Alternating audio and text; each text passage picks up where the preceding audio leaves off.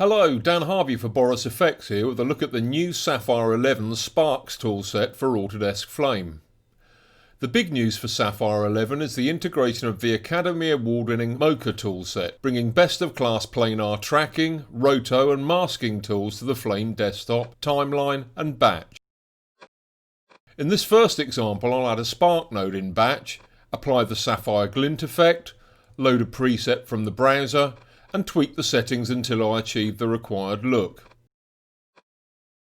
I'd like to limit the effect to a region of interest, so I'll open the crop settings and launch Mocha.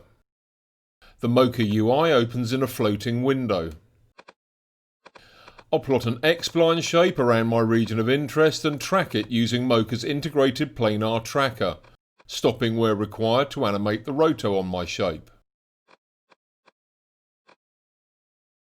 When I'm satisfied with my animated shape, I'll save the Mocha project and return to the glint menu in batch where I can tweak the overall feathering and opacity of my Mocha mask. I'll scrub in the batch timeline to preview the result. The integrated Mocha functionality may be found in the crop settings of all Sapphire Sparks where appropriate, the few exceptions being sparks which require some other type of matte input, such as Z-blur in this example, which requires a depth matte input. The power of Mocha is particularly evident when working with multiple masks. I've applied the Sapphire Beauty effect here to smooth the flesh tone on the talent, but I want to restrict it just to the face. The challenge here lies in obtaining a useful track despite the occlusion issue caused by the candle in the foreground. I'll plot the initial shape before my first attempt at tracking, which fails on account of the occlusion.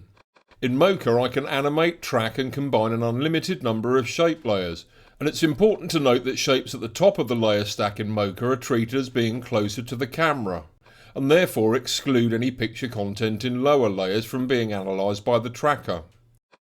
I can also determine how the various shape layers interact. I'll set the candle layer to hold out the face layer. As you can see, this makes dealing with occlusions easy. Another useful feature of Mocha is the ability to create nested shapes which share the same tracking data. I'll add some additional shapes on the face layer to hold out the eyes and the mouth. I'm happy with the shape, so I'll save the Mocha project and return to batch, and the beauty effect is applied to the region of interest defined by the Mocha shape composition. If I want to use my Mocha mask to hold back a spark by another vendor, or one of Flame's native effects, there are a couple of ways to achieve this in Sapphire. I plan to use the mask for the beauty effect to hold back Flame's regrain effect, so I'll return to Mocha, select the shapes I want to use, and export them as Flame GMasks.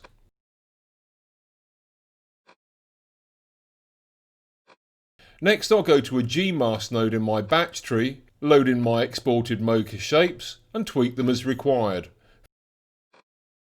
feeding the result into the matte input of my regrain node.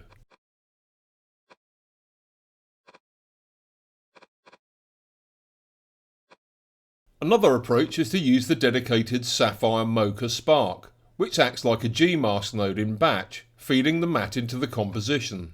In this example I've masked the hand here as it swipes across the tablet by means of a combination of roto animation and tracking in Mocha.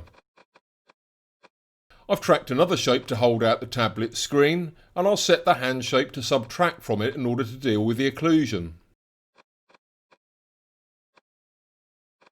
When I display the surface and perspective grid overlays, I can visualise the planar track that I've measured for the screen. I'd like to use that in action to move the foreground layer I'll be inserting into the tablet screen, so I'll export my tracking data to Flame. In batch we can see how the input from the Mocha node behaves like a GMask, feeding the matte input for the background clip layer and action, which is currently composited over black. In the action schematic view I'll add an image surface for my foreground layer and change the surface type to bilinear so that I can corner pin it. I'll enter the stabiliser in the vertices submenu and load in the tracking data I exported from the Mocha Spark. Now I'll set the foreground layer priority, and my foreground clip follows the Mocha track while the screen area and hand are held out by the Mocha mask. Thanks for watching. In this session we've merely scratched the surface of the creative potential of Sapphire 11 with Mocha.